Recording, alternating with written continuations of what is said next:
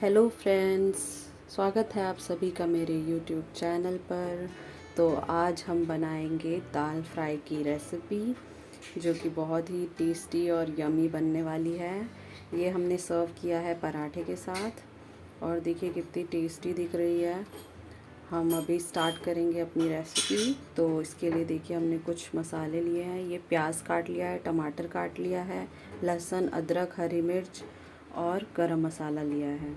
ये हमने गैस पे चढ़ा दिया है कुकर। इसमें डाल दिया है हमने सरसों का तेल और ये खड़े मसाले हैं। खड़े मसाले में हमने बस दालचीनी ली है, 2 छोटी इलायची और 2 लौंग डाला है और ये कुछ तेज़पत्ता है। इसे हम थोड़ा ब्राउन कर लेंगे।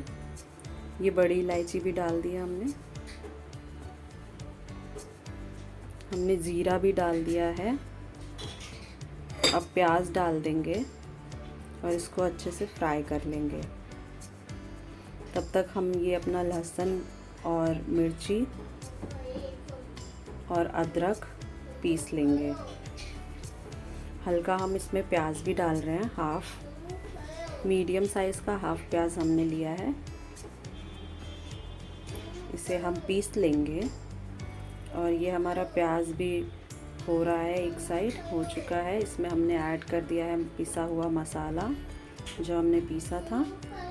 इसी के साथ हमने इसमें हल्दी डाल दी है 1 चम्मच। ये धनिया पाउडर डाल दिया है हमने 1.5 टेबल स्पून। ये हमने 1.5 कटोरी दाल ली थी। अब ये हमने डाला है ज़ीरा पाउडर 1 चम्मच। इसी के साथ हमने 1 चम्मच इसमें गरम मसाला ऐड किया है। यह है काली मिर्च powder half teaspoon, Kashmiri लाल मिर्च 1 टीस्पून और इसको अच्छे से मिक्स कर लेंगे। ये हमने दाल सोक करके रख ली थी, चने की दाल है। और ये अब हमने टमाटर ऐड कर दिया है मसाले में। मसाला अच्छे से फ्राई कर लेंगे। सॉल्ट अकॉर्डिंग टू टेस्ट डाल लेंगे। ये हमने पानी ऐड कर दिया है मसाला फ्राई होते ही, और 5 मिनट हम फ्राई कर लेंगे। और उसके बाद हमने ऐड कर दिया है अपना चना दाल।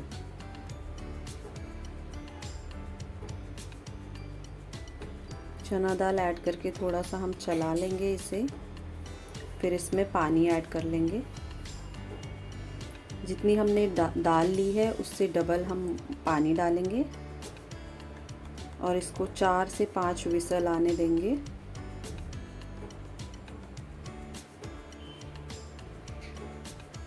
ये हमने लगा दिया है कुकर का ढक्कन।